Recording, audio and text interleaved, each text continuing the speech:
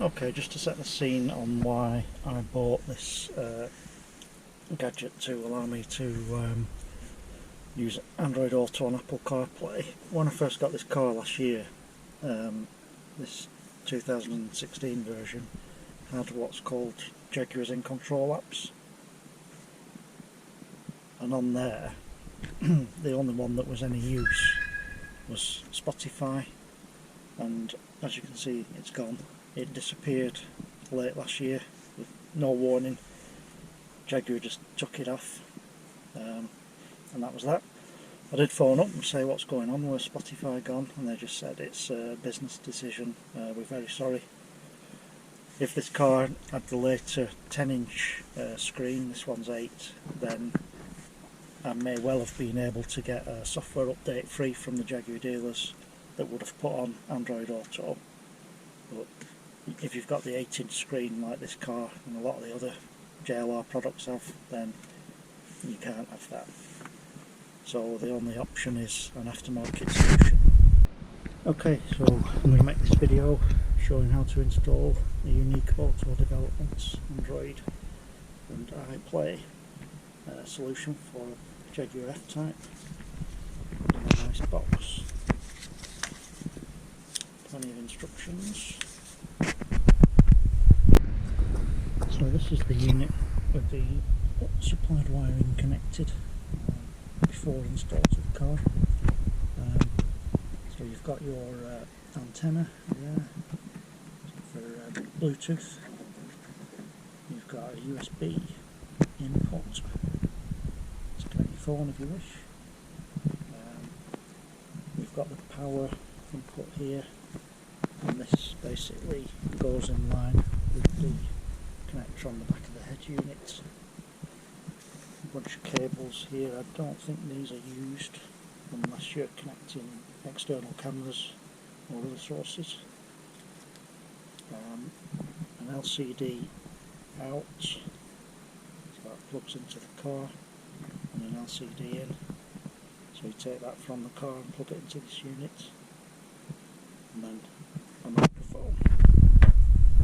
So this kit is for the Harmon Kardon version of the F-Type, not the Bosch. Okay, so you might ask, well, how do I know if my car's got the Bosch or the Harmon Kardon system? Well, I think they changed over in sometime in 2016. This is a 16 car, so I wasn't sure.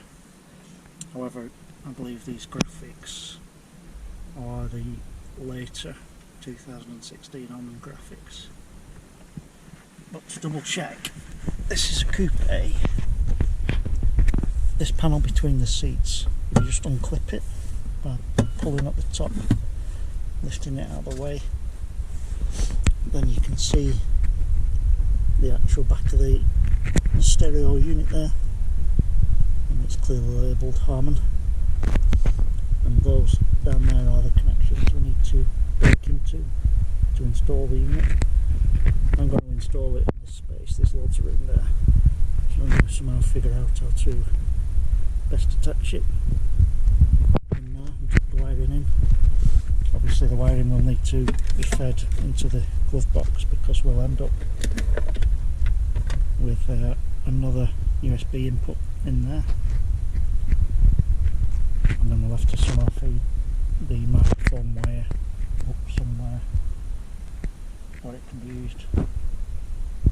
I'll figure that out later. So it's this main one we want to get out first. So that clip, you lift that clip and push it backwards, and that will remove that from the back of the head unit. And then you simply attach the new piece of loom there, and the original car one plugs into the back of that one. So we'll do that now. Right, that clip there, it was an absolute pig to get out. Basically there's a tiny clip on the underside of it, and you've got to try and get your finger end in and lift the clip. Lift that thing there, you've got to get your finger right in there to get it, and it's taken me ages, and the only way I've done it in the end is I'm going to patent this special tool. All it is a couple of lolly sticks with a hot glue gun end on, and using that I managed to push underneath with my finger like that, and while wiggling this, and eventually it came out. But getting that out has just taken me the best part of half an hour. Okay, so we're in business. As you can see, I haven't tied it up yet or actually located the unit. I think I will get some double-sided foam tape and tape it to that metal bracket there. The wiring, apart from that pig of a plug, is only, 10-minute job, no problem. I'm running wireless Android Auto at the moment from my phone,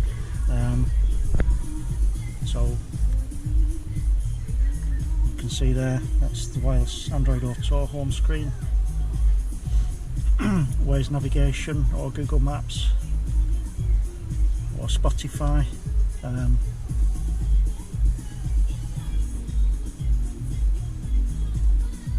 can see there's a lot of functionality in Spotify.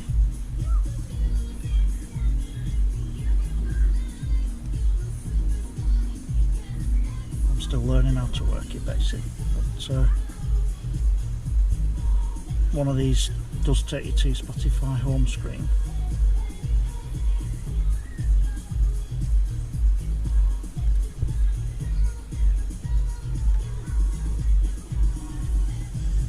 So there's a lot of stuff there. I'll play with all that.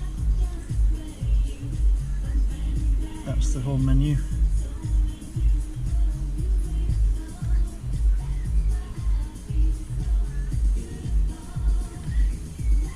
So I haven't got an Apple phone, I've got an Android phone, but it seems to be working fine.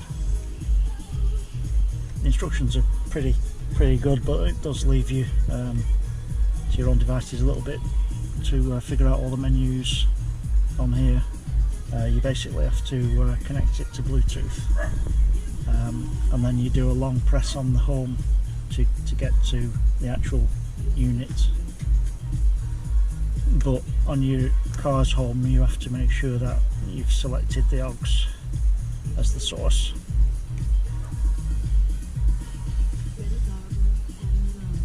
Long press again takes us back to that.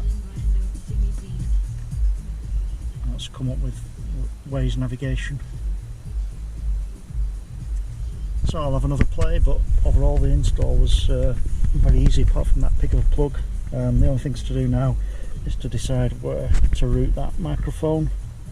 For ease of use, that microphone you can use Google Assist, so that needs routing somewhere. You can hardwire your phone to charge it, so there's a USB there, that needs routing somewhere. I'm going to route that to inside the glove box, and now just tidy everything up. Okay, I decided to mount the microphone there on the A post and just tuck the cable in all around the seal, around the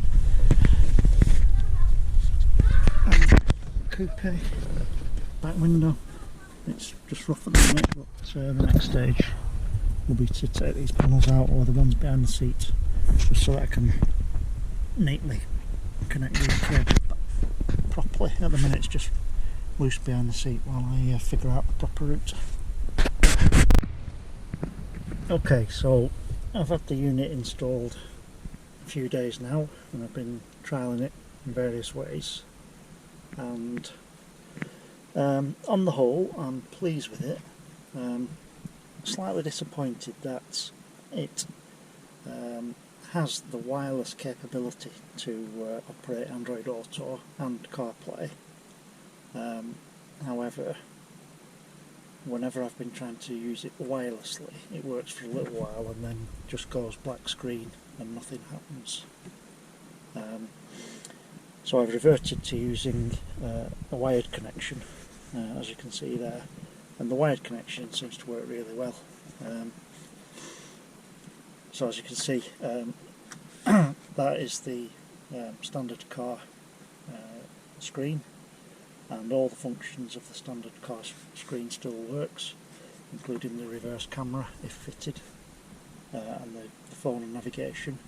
So it is almost an invisible install. However, if you long press the home key there, you get the in this case Android Auto screen. I haven't got an Apple phone, I'm only testing this using Android, but you can see there, got Google Maps. You can do a search, a voice search. I'll demonstrate that now. Navigate to Windermere. It's for Windermere. So that all works very well. Tuning radio. That works really well.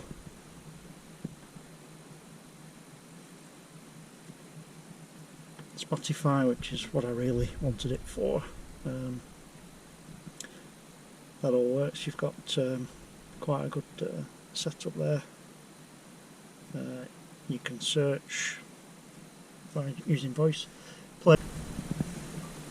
Play songs by the Beatles. Alright, here's the Beatles on Spotify.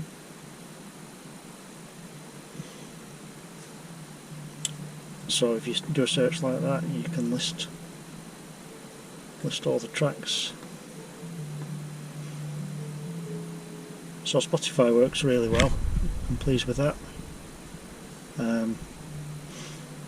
You got Waze for navigation as well.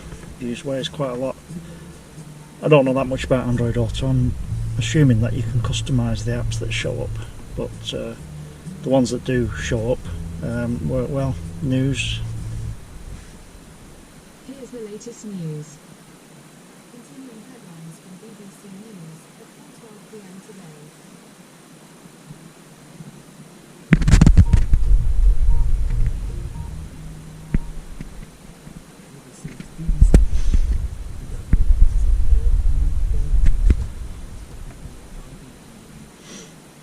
So as you can see, it all seems to work fine.